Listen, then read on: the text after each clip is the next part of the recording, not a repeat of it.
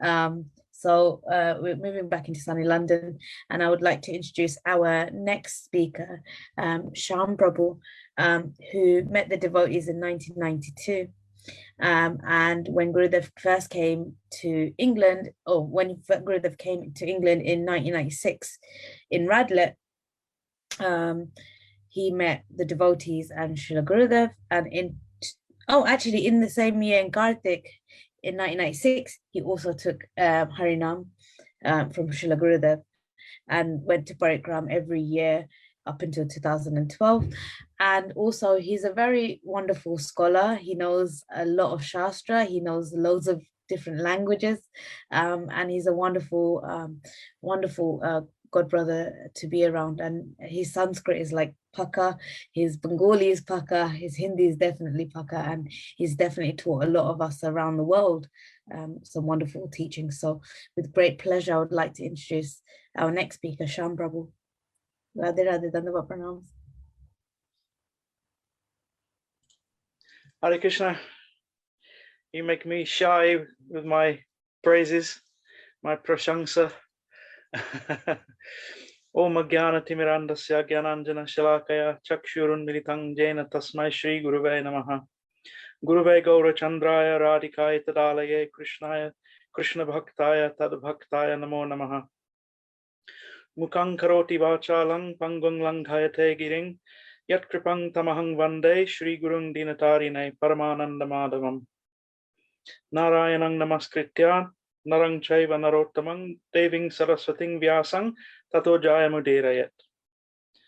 So first of all, I offer my humble, respectful obeisances unto the lotus feet of my beloved Srila Gurudev, Nityalila Parishtam Vishnupada Shtotara Sadashi Srimad Bhaktivinoda Narayana Gosvami Maharaj, unto his beloved God brothers, Nityalila Parishta Bhaktivedanta Trivikram Goswami Maharaj, Nityalila Parishta Bhaktivedanta Vaman Goswami Maharaj, to Jagat Guru Srila Bhakti Vedanta Swami, our Srila Prabhupada, to their sannyas guru, Srila Bhakti Pragyan Keshav Goswami Maharaj, and to all the Guru Parampara, headed by Rupa Goswami and Sri Chaitanya Mahaprabhu, going back through Madhvacharya, to Vyas, Narad, Brahma, and Krishna himself, and to the feet of all the Vaishnavas present, all my God brothers and God sisters, sannyasis, Prabhus, and Didis. Hare Krishna.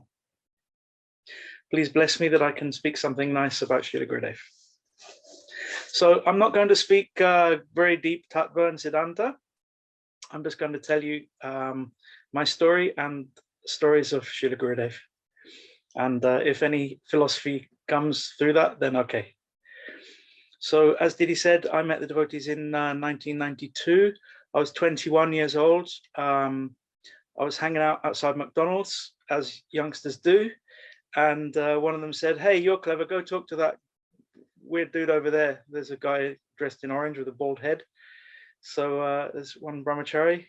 His name is Adi Guru, which is quite appropriate because he was my Adi Guru, my original guru.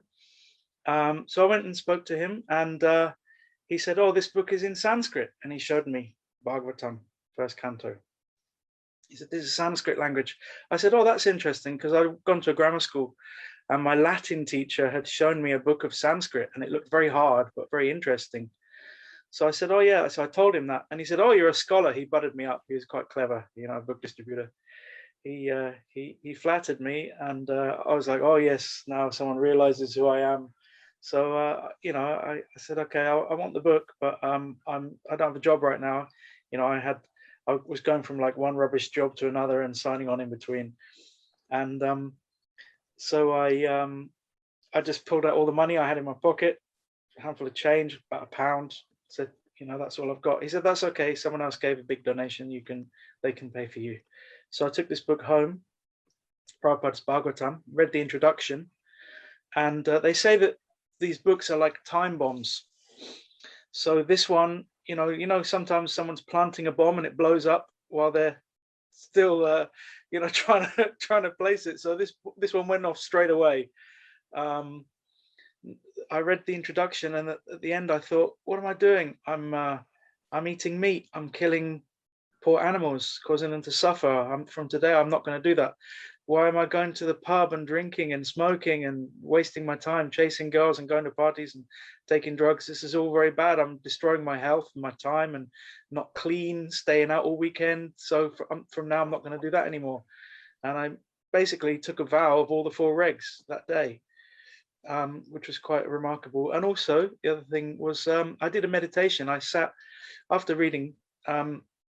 I sat, I'd read some books about yoga and about Tibetan Buddhism, and I'd been reading the Bible actually for a month.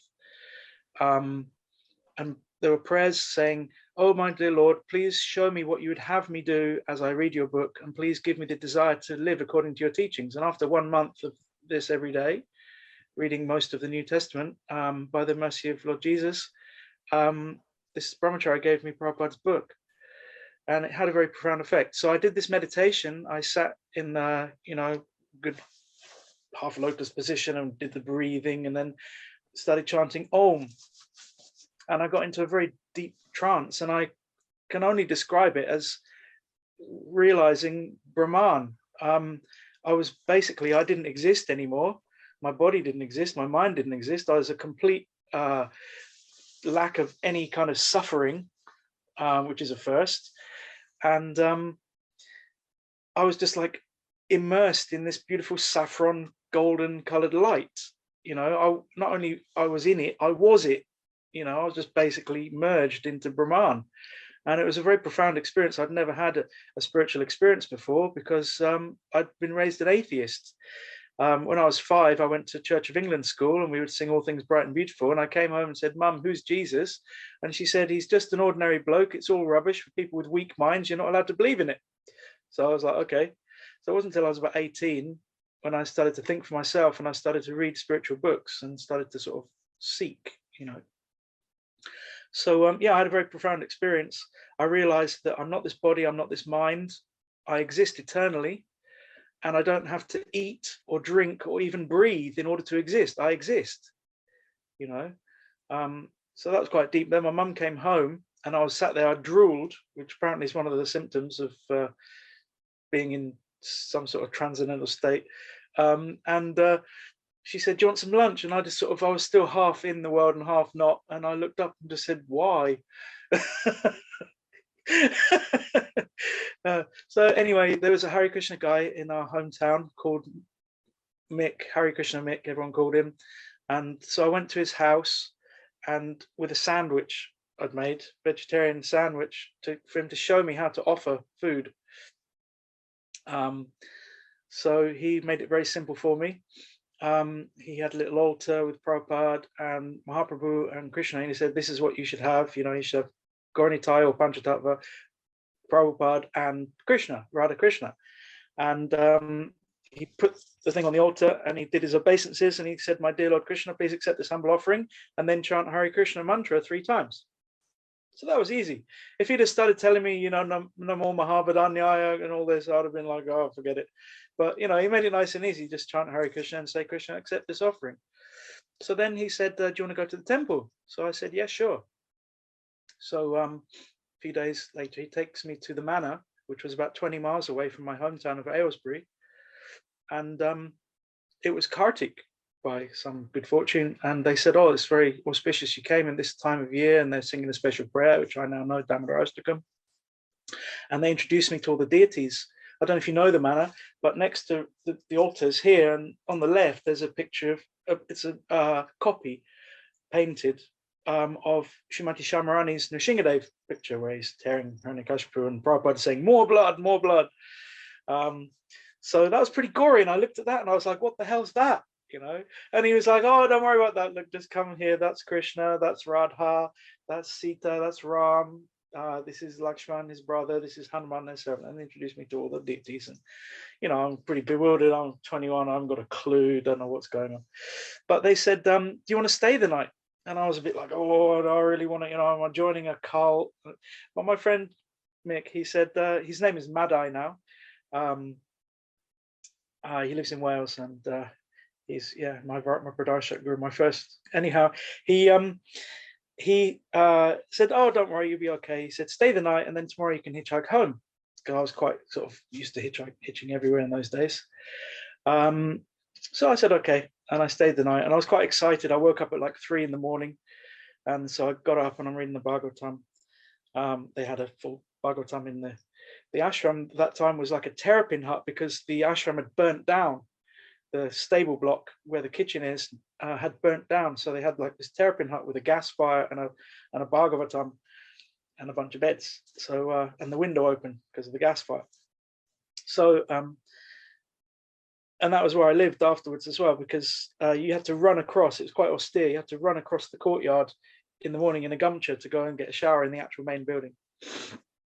So yeah, so I went to the Mongol Arti, and I was just completely charmed. It was so beautiful, you know, the altars like all made of gold, and the beautiful deities in their night clothes, and the gents on one side and the ladies on another in dhotis and saris, and just sort of dancing very gently and singing very softly because it's early in the morning, samsara prayers and so forth. And yeah, it really kind of took my heart, you know. So then japa time came. So Adi Guru came and he gave me a string of beads, and he said, chant Hare Krishna and go around that tree. He said, and when you're tired, sit down. And when you're tired of sitting down, then go round and round again. So I was like, okay. So I did that. I chanted like 8 rounds or something. And from that day on, I chanted at least 4 rounds every day. And, you know, that was my start. And then like 6 months later, I went to the Gaurapanim festival. I went, you know, I went a few times, went for the night or went for the weekend or whatever. And I went for Gaurapanim and I stayed for a week. And the last day was Gaurapanim festival. And it was fabulous. I was in complete bliss, and the feast was incredible. They had it in this big Jain temple because there was so many. It's like 1,000 devotees. There wasn't room in the manor, so they went to this place. And then I went home, and the first thing my mum said when I got in the door, she was tired. She said, "Oh, feed the dog." So I'm like spooning this disgusting, stinking brown gack into a bowl after like a week of incense and flower garlands and essential oils. You know, it was just like completely disgusting. So I thought, okay, you know, and I went upstairs and I packed a bag and I said, Mum, I'm sorry, I can't do this anymore. And I went back to the temple. There was a gyro on the doorstep, like waiting for me. So I took the gyro and I went to the temple and I said, this is all the money I have, take it, and me as well. So they had a little meeting and they said, okay, you can join. And so I did the Bhakti program 3 months, quite austere, you know, Mongol Arati every day, doing like cleaning the temple, cleaning the toilets, cleaning the kitchen, washing pots, chopping veg. Some people worked with the cows. I never did. Some people did books. I wasn't very good at that, so I didn't really do much of that. But basically all around training, and we learned a shloka every week. It was 3 months. So we learned 12 Gita shlokas. And at the end of that, they gave me a job. They made me the receptionist because I like to talk. So they put me on the front desk to greet from 9 till 1 to greet the guests. And sometimes if it was quiet, I would show them around, take them up to Prabhupada's rooms. He has 3 rooms in the manor, the office, the bathroom and the bedroom. They're a very nice, peaceful, spiritual atmosphere there. Prabhupada's very present there. Yeah, and then serving the Maha. And my colleague, his name was Sadhu Sangha, but later it changed to Sridham Saka, because he was initiated by Bhagavan Prabhu and he'd left his sannyas, and so his initiation, you know, he took initiation again. And he said to me, would you like to meet my Gurudev when he comes? He's a pure devotee. So I said, sure, of course. I always want to meet a pure devotee. I'd met Gaur Govinda Maharaj the year before in 95, and I'd met him in France in 94. I spent 6 months living in France in New Mayapur and Paris temples. So he came to speak there, and he was always saying, you must take Krishna Prem from a Premi Bhakta. That will come later as well. Only Premi Bhakta can give you Prem. Only a millionaire can give you £1 million. I can't give £1 million if I've only got £1,000. So I can give £1,000. So, you know, someone who hasn't got Krishna Prem can't give Krishna Prem. They can only help you up to their level that they've reached. So, so I said, sure, of course, I always want to meet a pure devotee. And he said, okay, I'll tell you when. And then in May 96, Prabhupada's centennial year, Srila Gurudev came to England, to Sridham's flat in Radlett. So he invited me and I came. Now, this was a 3-bedroom flat above a shop. It wasn't very big. there were at least 50 devotees in there. This place was never ever built with in mind to have this many people. There were 2 devotees sat on every step. Every room was packed. The hall was packed. One room was Gurudev's. Other than that, every room was just full of devotees. You had to sort of squeeze to go anywhere. It was incredible. And somehow they cooked for everyone as well. And Srila Gurudev gave class morning and night. So I had this saffron sweatshirt with Atato Brahma Jigyasa, Bhaktivedanta Institute, and Srila Prabhupada's face. He was sitting sideways like this, you know. So yeah, Bhaktivedanta Institute, the science department, which I just, you know, acquired in the manner. And so Gurudev picked on me straight away. He saw this and he said, "Oh, you, Atato Brahma Jigyasa," and that was my name for the week. You know, he would if he was sort of asking like, anyone, can you tell at Brahma Jigyasa, can you tell? And the answer was no, because I didn't know very much back then. So yeah, so what is Atato Brahma Jigyasa? So I just said the translation that Prabhupada had given us, which was, now is the time to inquire into the absolute truth. Brahma Jigyas means inquiries into Brahma, into spiritual, you know. Now is the time, human form, make spiritual inquiries. It's the first line of the Vedanta Sutra. It's the first 3 words, after which comes Janmadi Asya Yataha, from whom all the creation, maintenance and destruction, which is also the first words of the Srimad Bhagavatam, the Vyasadev's commentary on his own Vedanta Sutra. So Gurudev didn't touch my explanation, didn't say right or wrong. He just said, I want that you should come to me and I will tell you what is Atato Brahma Jigyasa. So I felt very blessed and humbled, you know, to be mildly chastised by a great soul. So I said, yes, Maharaj. I hadn't yet accepted him as my guru. I, you know, just thought I'm going to see a nice sadhu.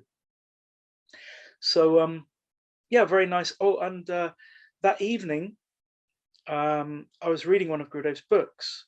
Prem Vilas Prabhu made very nice old editions. I have the of, you know, books like Going Beyond Vaikuntha and Nectar of Govinda Leela, and I spent the summer in my job reading those. Where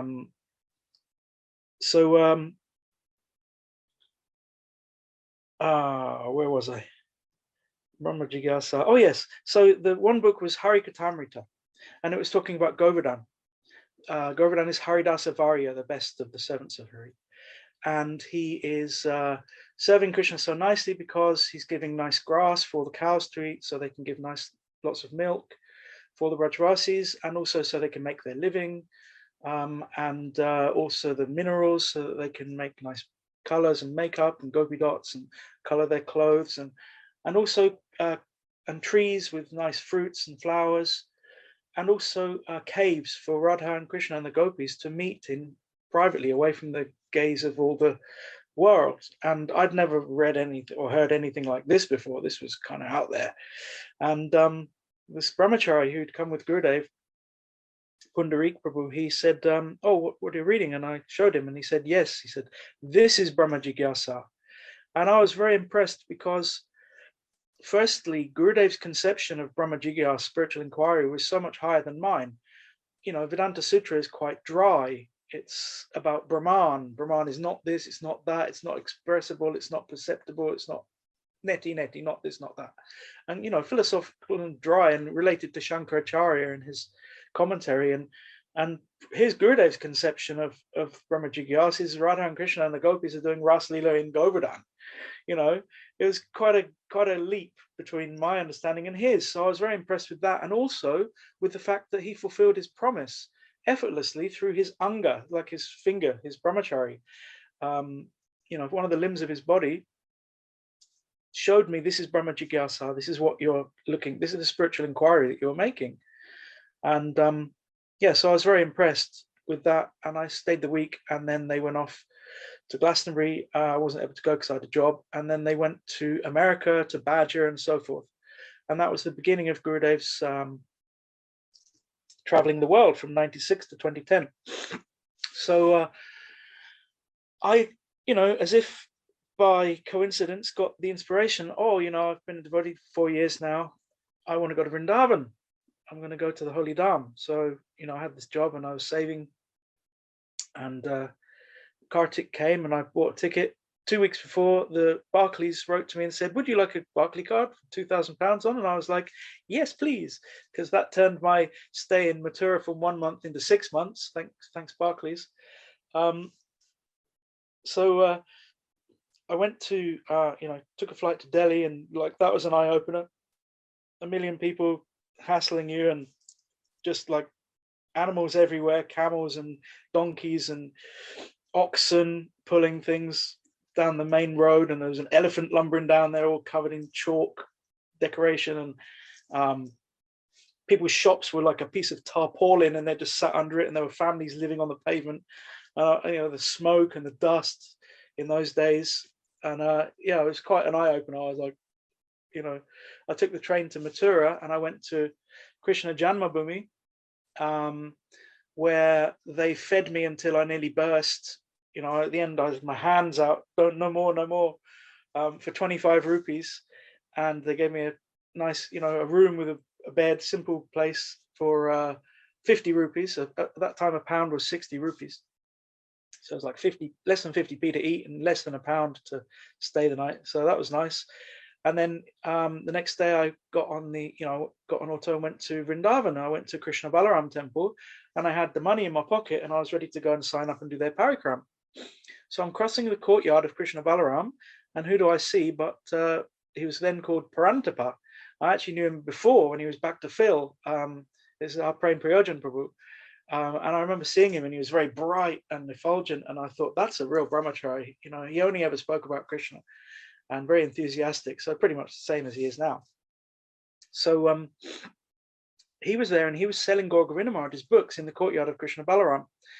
And so I stopped and said hello, and he said, if you want Krishna Prem, you can only get it from Premi Bhakta. And I said, yes, I heard that from your Guru Maharaj, Gaur Govinda Swami, and I believe it, I accept it.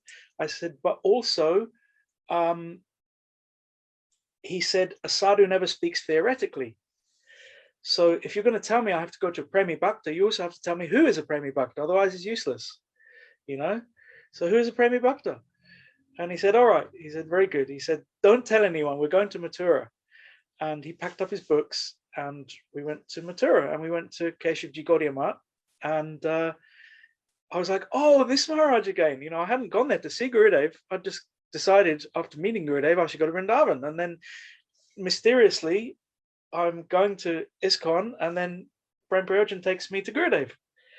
And then I'm there, and everything's a bit different. You know, the songs are different. They're singing a different Tulsi prayer, and they're singing different stuff from Mangalarti. They're singing a Radha Krishna prayer at Gaurarti, and you know, everything's different. And I'm just like, oh, I think I might go back, you know. So they're all trying to persuade me. They're all saying, oh no, you get really good sadhu sangha here. You know, we have so many good brahmacharis. Yeah, okay, but there's good sadhu sangha in ISKCON too. Oh, you'll get you know, better Harikatha here. You know, these speakers. Well, yeah, you know, Lokanath Maharaj gives nice Harikatha, and I've done it. I wasn't convinced, you know. So then the final kicker was, oh, our parikram is $100, their parikram is £100. So like, you know, our parikram is £66, theirs is 100. I was like, okay, well, you know, that actually makes sense, because you know, I'm here on a budget. So that was what persuaded me. You know, that's ridiculous, but this is how I decided to stay in Gurudev's mat and do program with him. It was cheaper. So yeah. So what came next? That's right. At that time, there was only like 80 or 100 Westerners, and we didn't have a temple in Govardhan. You know, a big temple, Giridhari Gaudiya Mat, didn't exist. It hadn't even been begun. So I think they were still building Rup Sanatan at that time in Vrindavan. So we didn't have anywhere to stay there apart from Modi Bhavan, which was a big hall, and it was just like one big room, and there were all saris hanging to divide. Mataji's were sleeping that side, and Prabhu's were sleeping that side, and there's a load of saris was the dividing line, you know. And basically you had like your 7 feet by 4 feet, with your bedding and your backpack, and that was you. And then there's another one and another one and another one, and the whole room was just full of people sleeping like that. I was going a bit crazy, but fortunately, my friend Madam Mohan Prabhu is one of the original devotees. There was Sri Dharman Indulekha, there was Madam Mohan and Vishaka, there was Achyuta Prabhu, there was Prem Vilas and Yashoda Gopi, and Chitra Didi. And they were the original disciples of Gurudeva that went there in the early 90s before Gurudeva ever left the West. So Madam Mohan Prabhu was one of those, and he was talking to me and keeping me sane. And he also gave me the good tip of sleep under your, he said, your dirty dhoti. Yesterday's dhoti, make that your blanket, and then you can kind of cover yourself so you don't get the mosquitoes, and you're not inside your sleeping bag so you're not too hot. And so you just sort of practical help. Now in those days, because there's only a few of us, so Gurudev would wander around. He'd walk around and say, Haribol, how are you? Is everything okay? Oh, your health is not so good today, then you take rest, don't go out today. And this was very nice. It was very intimate, very personal. So one morning I'm sitting reading one of Prabhupada's books, Perfect Questions, Perfect Answers, and I look up and there's these little skinny legs and saffron dhoti, and it's Gurudev. So I did my pranam and I stand up, and he said, what you're reading? And I read it to him. And at this particular point, Prabhupada was being really heavy. He was saying that the modern civilization is nothing but a sophisticated arrangement for eating, sleeping, mating, defending. Therefore, it's no better than hogs, dogs, asses, and camels. Hogs are eating anything, and the camels are drinking their own blood, and the donkeys are working for nothing. And just hogs and dogs civilization, cats and dogs. And so I read this, and Gurudev said, oh, Swamiji is preaching so strongly. And then he whacked me on the shoulder, he clapped me on the shoulder, like, wow, he nearly knocked me off my feet. I couldn't believe how strong he was. And he said, don't be animal. And I felt really blessed because, one, I'd got the touch of a Vaishnav, pure Vaishnav. I knew that was a very good thing. And two, coming from ISKCON, I always had this fear of falling into samsara and 8 million lives before you come to a human birth again. And, I was kind of afraid of that. So I felt that not only he knocked 1 million years worth of sins out of me, but also he had blessed me. Don't be an animal, he taken away a fear that I had. So that was very nice. And then, like, after Diwali, I went to Madhav Maharaj and asked for a darshan. How long have I got, by the way? How long left? You've got about 10. Okay. So after Diwali, I asked Madhav Maharaj for a darshan, and I went to see Gurudeva, and I brought some beads, and I had 3 stupid questions, and Gurudev just ignored my stupid questions. He already gave me the answer to them. He said, why not taking Harinam? And I was like, bah, bah, bah, bah, bah. He said, if you want to chant purely Krishna's holy name, I'll give. Tomorrow I'll give, otherwise not. And then he turned his back on me, just like gave me the shoulder, and then I was just like, mouth open, like, what am I going to do? And Madhav Maharaj was behind him going, say yes, say yes. So I said, okay. So like 2 days later I came, and it was just me and him in this room. There was one other Indian fellow there who was asking him some stuff in Hindi. But basically I got initiated by myself. Most people got in groups. And Gurudev explained, this is Radha and Krishna is the head bead, and this is the 8 Astasakis, and he gave me some instruction about chanting, and he chanted on the first 8 beads and then gave them to me. Oh, before that, sorry, I walked in the room, and he said, so you will be mine forever? And I was like, could not speak, Madhav Maharaj was behind him again, say yes, okay, yes. He said, still fearing? I said, yes, Gurudev. He said, don't fear, be bold. I want that you be so pure and strong. So I took, I always remember that instruction. He gave me the Harinam. But then I got sick. I drank water from the wrong tap in Mathura, and I got really sick. I had dysentery for about 3 months. I lost 1/3 of my body weight. I went from 12 stone to 8 stone. I went from being, fat boy to skin and bone. So my chanting, I wasn't able to. I was going to the toilet 16 times a day, but I wasn't able to do 16 rounds every day, and I was feeling very kind of morose. And one day along came this like really super disciple, this super qualified, big, strong Russian guy. He said, I've been doing pranayama for 15 years. I've been chanting 16 rounds for 5 years. I want to take initiation. And Gurudev said, why from me? He said, there are so many more qualified, the Gopal Krishna, and named some ISKCON sannyasis. And this young man was just like, didn't know what to say. And Gurudev said, I think that I'm not your guru at all. And he rejected him. And I was absolutely astonished, because any guru would have accepted this boy. He's very qualified. And Gurudev said no, because he couldn't give him a good reason why I want you as my guru, not such and such Maharaj. And I was like, I thought about this for years afterwards. Why did he do that in front of me? You know, so that I can see it. And I could only conclude that, one, he can see our swarup. He can see who we really are, not just who we are on the outside. You know, you're a mess and he's qualified.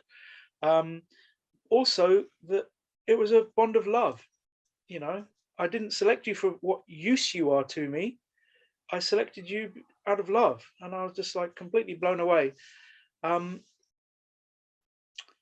So as I said, or as you said, I went on parikrama every year then, sometimes to Navadvip, sometimes to Vrindavan. 1 or 2 years I missed, 1 or 2 years I went twice. So basically I went like 15 times between 96 and 2010. And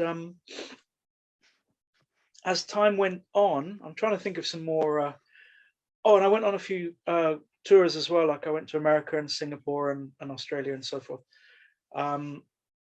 So yeah, in America, I remember Gurudev was with a lot of Prabhupada disciples, and he said, don't think that I'm different from you. Someone mentioned this, and I was going to mention this already, and I don't, you know, they mentioned it in like, you shouldn't say that they're the same. But I was going to say this anyway, and I'm not going to not say it just because someone disagreed. So Gurudev said, you should not see me as different to your Swami Maharaj, your Swamiji. He said, he and I are like one. He is in my heart and I am in his heart as well. And a lot of the devotees have always said, oh, when Gurudev came, it was just like, you know, they've been 20 years through this whole zonal acharya thing, and Guru's falling down and God knows what's going on in ISKCON. And they had lost faith and they were just living their family life, you know. So they a lot of them said, well, when Gurudev came, it was like Prabhupada had come again, you know. So just trying to think of some more little anecdotes. One time there was a girl called Syama from Ireland. She was Catholic upbringing, you know, as many people in Ireland are. Gurudev asked the question, what is the quality of a Vaishnav? And she put her hand up and she said, unselfish. And Gurudev said, no, Vaishnav is topmost selfish. We want Krishna.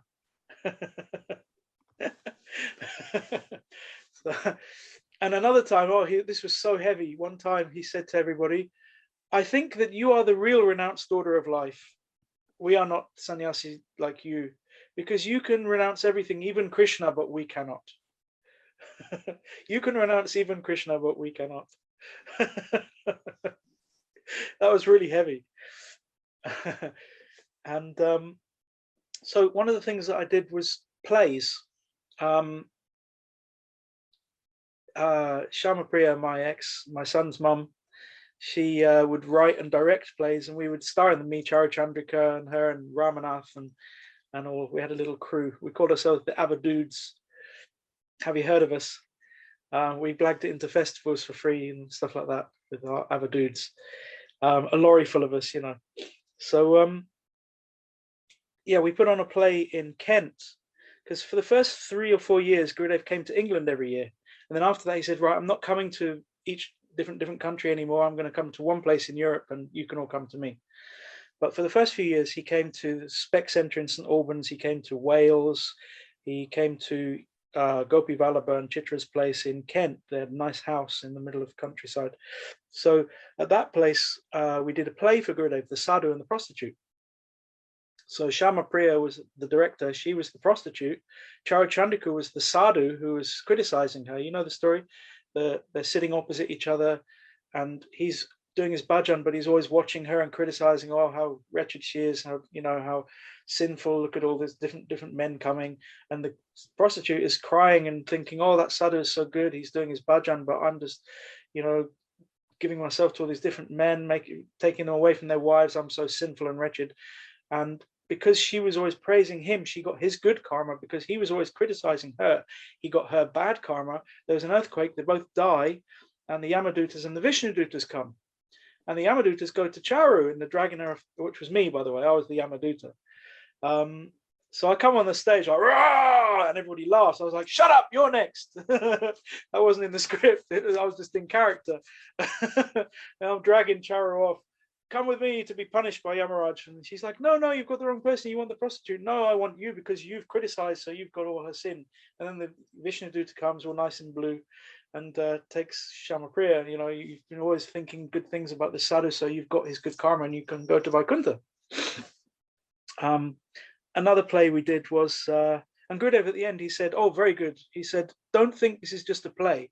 He said, this is history. This really happened. Another play we did was Bilva Mangal Thakur in Badger. I was Bilva Mangal, and I had ketchup in my eyes, you know, like blood coming down. I poked out my eyes.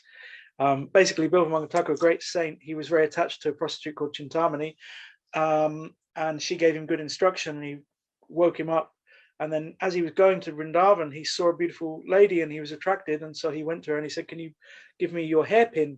And he took a pin and plucked out both his eyes with it. And yeah, quite extreme example. And then he's blind and chanting Hare Krishna and trying to find Vrindavan. So they had this beautiful little 7-year-old girl, did her up as Krishna really nicely. And she came, I've got my eyes closed full of ketchup. And she's taking me off the stage. Oh, Baba, I'm going to Vrindavan, you know, so she leads me off the stage. And yeah, so we did nice plays like that, which Gurudev liked. So my last story, now it's gotten later, it's like 2000, getting on for 2008, let's say. And now there's so many people. It's not like where before there's 100 of us and we all knew each other, or when there's 1,000 of us and you knew 500 of them. Now there's like 2,000 people in Giriraj Gaudiya, and they're from all over the world. They're from South America, and they're from China, and they're from Russia, and you know, you don't hardly know anybody, and you can't get near Gurudev because there's a scrum everywhere. He goes 20 people deep, and if you go for darshan, there's like a queue, you know, and you just couldn't. It wasn't, you know. I just felt this isn't like it used to be. I was feeling nostalgia for the old days. So I sat in the class thinking like this, and I thought to myself, I want to look into my Gurudev's beautiful blue eyes. And at the end of the class, Madhav Maharaj said, oh, Shyam, Gurudev wants to see you. So I, you know, wondered what that's about, trotted along to his room, and I walked in the room, and Gurudev had his glasses on, and they were really big, thick glasses. His eyes were like double size. You know, they really amplified his eyes. And he looked up and he opened his eyes wide, you know, and he said, Shyam. And I was just like looking in his eyes, like super magnified. It was like, here's your wish. You had a wish. 10 minutes later, it's fulfilled in like so wonderful, funny way, you know. So then there was some inquest. Oh, how much money did you give to such and such, and this, that, and the other? Oh, I don't know. I can't remember anything. It wasn't me, you know. But I didn't care. I was just in bliss because my wish got fulfilled like that. And I think everyone has had the experience that they had a question for Gurudev. That Gurudev is omniscient. He said it. He said, I know. He said, don't try and cheat Gurudev. He said, Gurudev knows everything. He said, if not, then how am I a Vaishnava? You know, he had expressed his omniscience, and we'd all experienced it in some way. You go to him with a question and he would answer it before you ask it. Or you have a question and you go and sit in class and he answers it. And when he looked at you, he was like looking into you know, he could see everything. I even had the experience with Premananda Prabhuji, actually. When I first met him in 1996, I was quite a sort of baby-faced young boy, 25. And he grabbed me and he put me on his lap and he covered my head with a cloth. And he was rocking back and forth going, baby, baby, as if he was breastfeeding me. He had me on his lap. It was really strange. But the even more strange, everyone's laughing. the even more strange thing was that while he had me there, I could feel my life like a film reel really fast. It was like he was rewinding the whole film of my life. And we got to a certain point and then just pushed me off, you know. So he was also, you know, had this omniscient thing going on. So yeah, I'm sure everyone has the experience of Gurudev's omniscience. So yeah, I had the wish and Gurudev fulfilled it very, very beautifully and very wonderfully. And then the last time I saw Srila Gurudev was in 2010. He had traveled on the Navami, which is the Mrityu Titi, for the first time ever. He always would follow the calendar of auspicious days. And he said, oh, let's try it. Let's see what happens. And then that's when he manifested his sickness pastime in 2010. He went to see Mother Sita's birthplace in Nepal. And when he came back, he was diagnosed with, you know, late stage cancer of the bowels. So his manifest pastimes on earth were coming to an end. And he was so ill, he said, I will leave on my godbrother's appearance day. And that day came. I think Trivikramar's day came. And he was so ill, we thought he was going to leave that day in the middle of Kartik, just around Diwali. And but he survived that. And at the end of the month, he came out in his wheelchair and he gave his usual speech, which I'll always remember. It was in Hindi, but I could understand it, because Gurudev spoke very nice, clear, clean Shuddha Hindi, very easy to understand, you know. Oh, I wanted to talk about Trivikramaraj as well. The two of them together were just a hoot, but that'll have to be another time. So, yeah, he said, basically, you should all come on this Brajmana Parikrama. I think your lives are a success because you've done this Brajmana Parikrama, giving up your comfortable home. You've come here and lived in austere conditions, and you've walked barefoot in all the holy places of Vrindavan and heard Harikatha from the sadhu. So I think your life is a success, and you should come every year, and you should come to Navadvip as well, and I will be there as well. When we heard that, we thought that means he's going to still be here for Navadvip Parikram. Of course, he left before that in December of that year. His 89th birthday fell on my 39th birthday. So over 15 years of me following, our birthdays, I was born 11 days before and 50 years after. So I was born 11 days before Chinese New Year, which is his birthday. And so they actually synchronized that year. His last birthday on earth, we were exactly 50 years different. Yeah, who can say about when Gurudev left? We were all devastated. It was, you know, an ocean of lamentation. But we should know that Gurudev is always with us. He said, I'm closer to you than the air you breathe. So acharjang mang vijanayan navamanyeta karhichit namartya buddhi asuyeta. Don't think Gurudev is martya, is mortal. He's not. He's always there. He's still with us. He's with us in his Vani, in his books, in his classes, in his teachings, and he's with us in our hearts. And he's waiting for us, and he's going to bring us. As long as we make some attempt to follow him and to obey him, he'll bring us. He'll bring us to Goloka and place it at the lotus feet of his Swamini. So we're very fortunate. We're very blessed. I don't know where I got such good fortune from to have the association of pure devotees like Srila Gurudev, but can only be put down to their causeless oceanic mercy. So thank you very much. I think that's about the half hour. And yeah, Vancha Kalpa Tiruvascha Kripa Sindhubhyo Vachapatit Pavanebhyo Vaishnavibhyo Namo Namaha.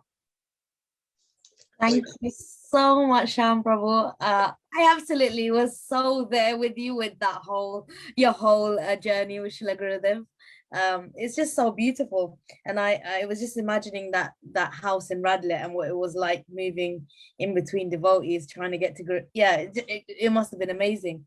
And you know, you said some beautiful things about how the first time, you know, that when you read the Srimad Bhagavatam and it was like your awakening, and it's so interesting how a lot of people that have read Srila Gurudev's or Srila Prabhupada's books, they're just so awakening to that soul that they're like, no, I don't want to see it.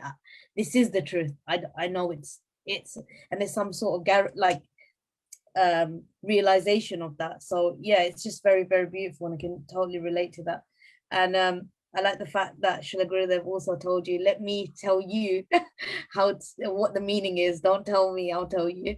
And then you find out the deeper meaning of it, and it's like, whoa, it's just crazy how Gurudev does things in such small ways that leads to such a big, a deep meaning, and everyone that listens to Srila Gurudev, and you're right, and I think this has been said throughout this whole time, is that Gurudev always brought us back to our goal of Radhadasyam, and he always gave us that at the end, and he always brought it back to the madhuri of the leelas, and no matter where he started off, it would always lead to the pastimes of Radha Krishna. So it was really beautiful, and the fact that he said that, I'm choosing you out of love, is just, it's that so, was he didn't say that out loud. I concluded that was why he showed me that, because I thought about it for a long time, but you can tell that, he's like that,